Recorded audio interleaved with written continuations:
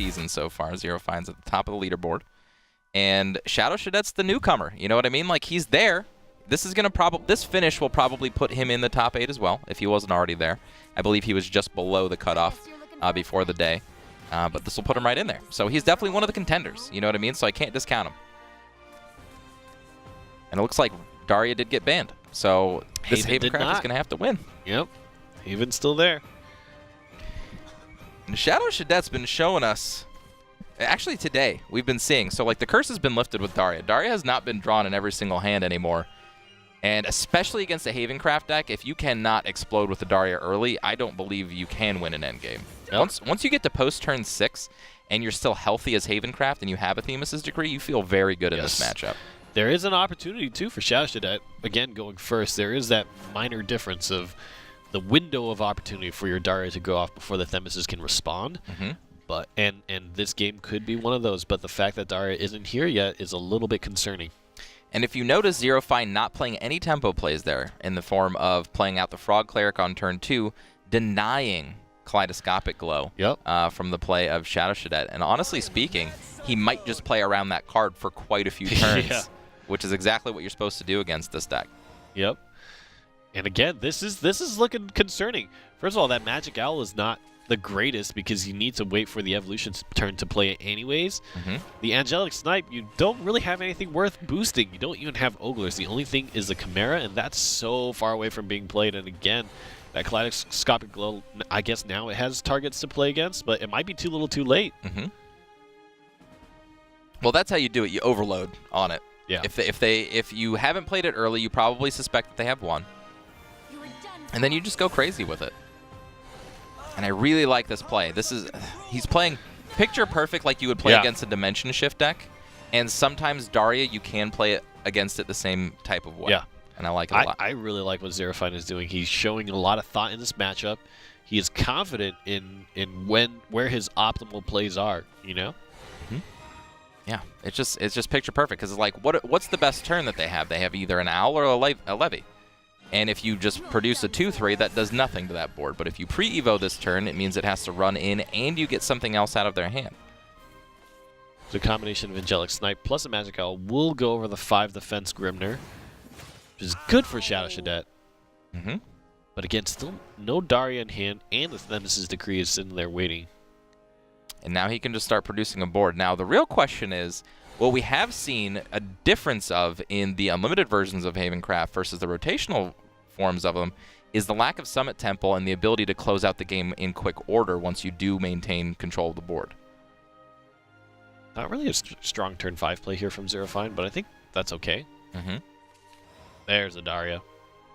Daria, but not a lot of cheap spells to deal with. Does have another Owl. And honestly, at this point, this Daria could just be playing into the Themis' Decree. Yep. That's absolutely right. So I think this turn will be a board flood with an Owl turn. I think it's probably the best thing he can be doing, especially because he has that Enchanted Sword.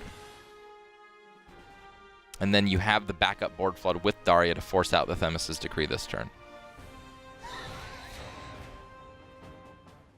Really wants to save that Evolution Orb, though, so it looks like not playing out the Owl. I still think you should flood. I think you should try to force the Themis. 2 followers is not enough to force the Themis.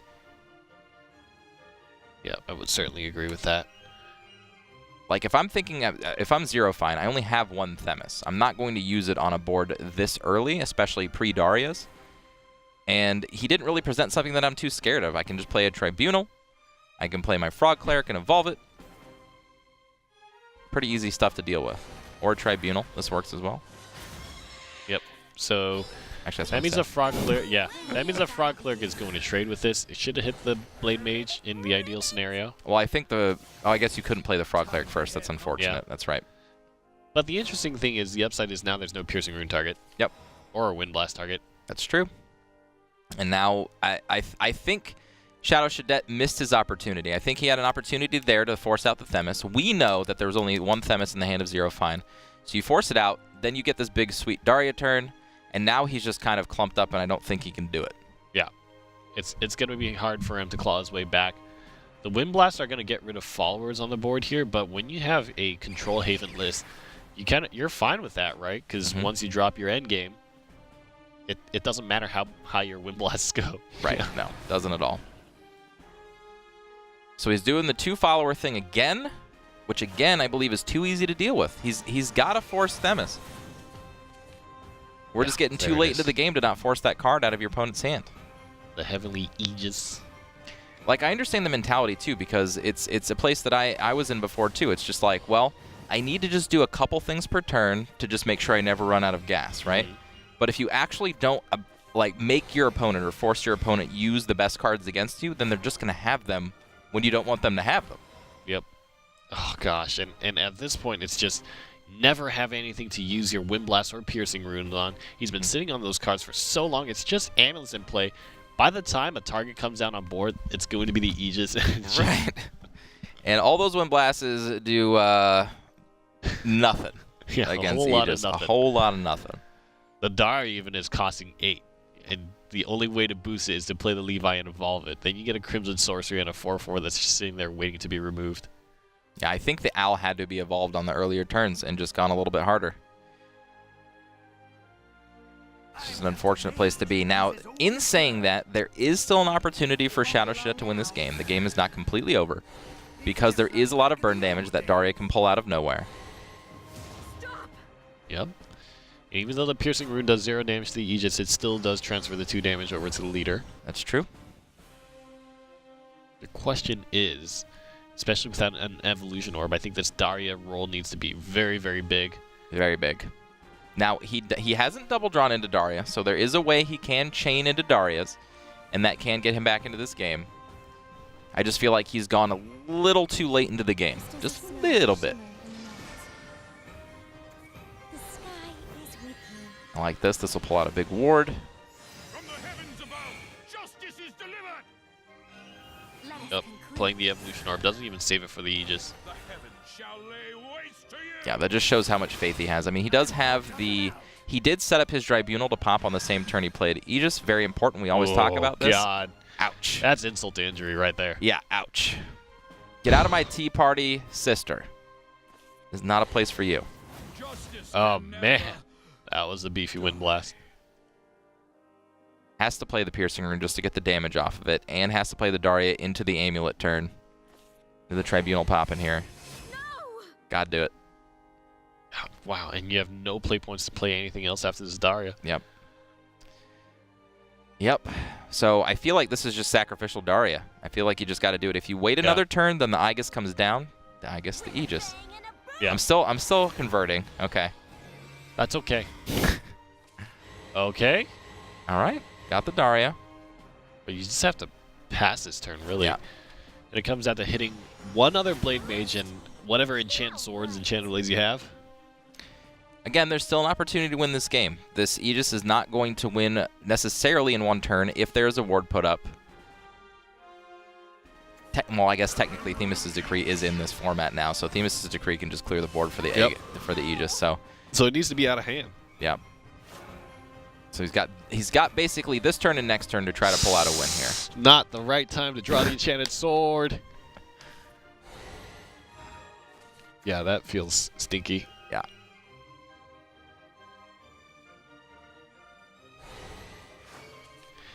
That's Doesn't a get lot the of ward boosts. either. Does get a damage though. That is one extra ping damage, and I think you just got to utilize it. Yep. You got to get all the damage out that you possibly can. Get that next Daria out and just pray.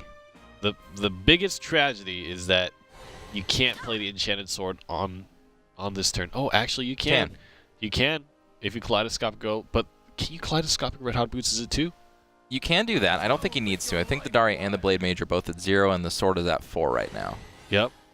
Yeah, so can do it all. Gets the 4 damage in. And I like holding on this swing. Double Blade Mage? Oh, there's no Enchanted Sword. He still has one more turn, though. This is so close. Draw. You just gotta draw. Just keep drawing. Like, just imagine if he did this just a couple turns earlier. Yeah. Just a couple Just turns keep earlier. drawing. Keep drawing, my friend.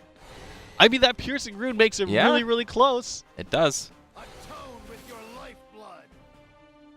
Oh, Never mind. my Maybe gosh. SHADOWSHADET with his redraw just got there. Like I said, he still has a chance to win. The Frog Cleric has to come down. I think you can Themis and Frog Cleric, right? Yep. That is probably the best play. There's no wards in hand. I can see. There's a Heavenly Knight. If he goes Heavenly Knight, he dies. Okay. Okay. All right. Okay. This is it. I don't know what you can draw here. That's one of them. That's how you do it. God. This I guess magic you play missile. the missile first. Yeah, you play the missile first. See what you draw. It's all down to this. This is it. That's how you do it. This is like the hope and prayer of the Daria player. It's like you magic missile into more burn spells. Like you just keep rolling through them. You just hope and hope and hope. How many piercing runes does he have? I think he's used 2. 2? I think he's used 2. Okay, so that was his last piercing rune. So he needs to just get. And he's used an angelic snipe. I'm pretty sure. I think he's used 1 magic missile. I don't know if he's used a second one. So if he goes magic missile into magic missile, or oh my god, oh my god. So he can still do it with insights. No, nope. There's no way. There's no way. There could have been another snipe, maybe. Yeah. That was it. 1 damage shy of winning this game. 1 turn. Had he gone just a little bit harder, 1 turn. Yep. And I think he would have had this. To ward up. Wow, SHADOWSHADET came really, really close, and in the end, ZEROFYNE closes it out. So close. That was a nail biter. That's kind of what I'm talking about too with Heavenly Aegis. It's very, very strong, but you'd be surprised in practical situations. It is very, very scary to play. All I'm saying is I am still surprised at the stark lack of more damage in these Daria decks. The lack of even a singleton demonic strike, a lack of more Dance of Deaths, a lack for just things that can just deal more than 1 damage. Mm-hmm. Would have been nice. Just 1. That's all you need in most of these games, just that 1 spell. Yeah. Because then you go into that end game and you're like, man, I just need 1 more damage. And then you like magic missile and you're like, it's a demonic strike. Didn't even need all these. So easy. Game free. All right. ZEROFYNE just needs 1 more, and he will move on to the grand finals. And he's got a good deck to do it with. He's got possibly the best craft in Unlimited to play 2 games with. Okay. Stop it. All of those. Stop it, SHADOWSHADET. Get rid of all of those. Yeah. Yeah. Still has to sweat the Darias. Gosh, the magic missiles feel less good in this matchup just because everything is 2 defense or higher, basically. Yep.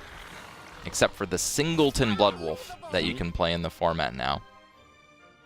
Yeah, before it was like they always had Bloodwolves, and then you always have targets for it, things like that. Not the case anymore. I feel like this is another hand where you have to save the insight. Looks like he's going for it, though. Yeah. There's targets to Kaleidoscopic, so that's okay. Like, you have the Magic Missile or Kaleidoscopic Glow to redraw. That insight could have powered up that Fate's hand as well.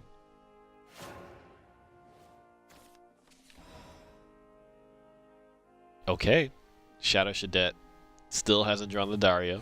SHADOWSHADET was the first player to actually showcase that you don't always have to play the 1-drop spell. This time, I feel like maybe he feels under pressure because it is Vengeance Blood. He's like, if I don't get the Daria in my hand immediately, I might just lose. He just needed options, right? Yeah. Even in terms of options to stave off his aggression, he has no Ogler he's boosting. He just drew into the Chimera, so it's not a good start. That's true. I mean, Magic Owl's going to do a lot for this hand, but still needs more. Okay, that will help. Wind Blast, I feel like, is a great option in the deck as well. Just a cheap way to deal stuff while spell boosting. That Ambling Wraith is just chipping away. Ambling Wraith's great. I'm so glad to see this back in Bloodcraft. Ambling Wraith, I feel like, is one of the highest value cards in the entire early game. It's kind of like Quick Blader, but it's sturdy. Yep. You know what I mean? And it helps you get to Vengeance faster, technically. I mean, ZEROFYNE has done the majority of the damage to himself. Yeah. Protected himself very well behind a wall of Spiderweb Imps. Daria showing up as what I can only imagine as just in time. At its best, just in time. Yeah. Yeah.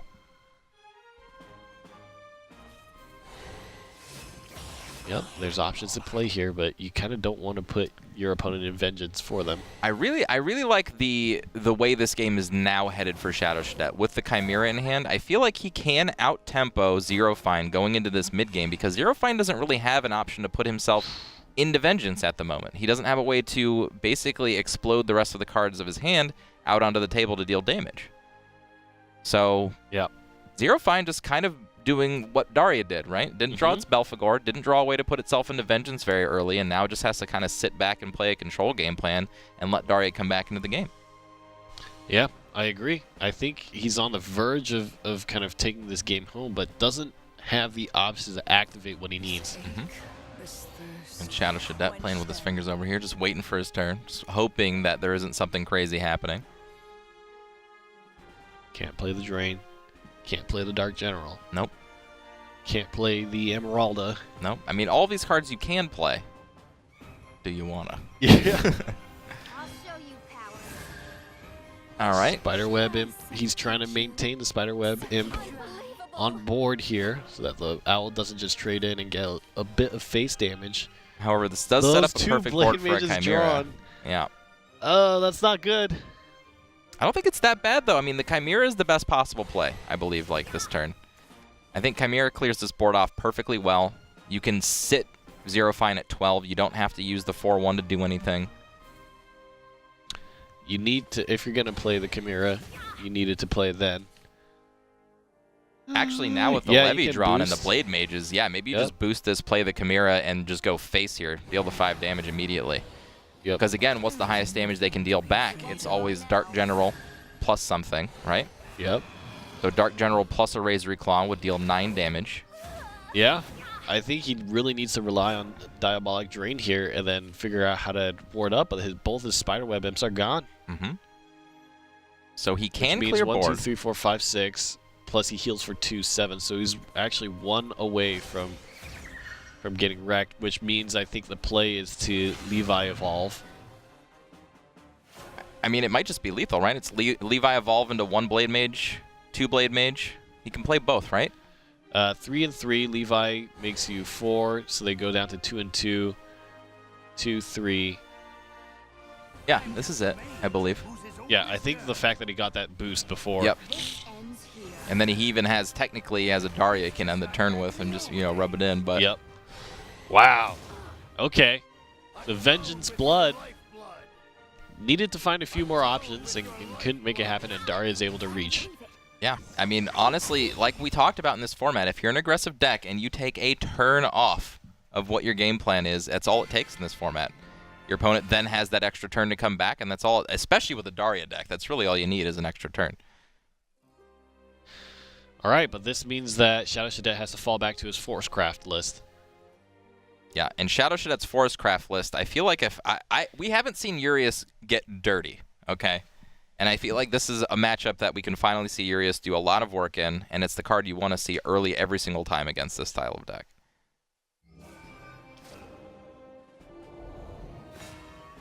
Here we go. ZEROFYNE versus SHADOWSHADET. Who is going to move on to the grand finals? It's been insanely close. Yeah, all of our games today have been really close, like basically just hairpin decisions deciding matches. And that's what I really like. I mean, this really showcases who the best technical player is against each other in these really tight games. It's great. Interesting. I think I would have taken the opportunity to play the Water Fairy.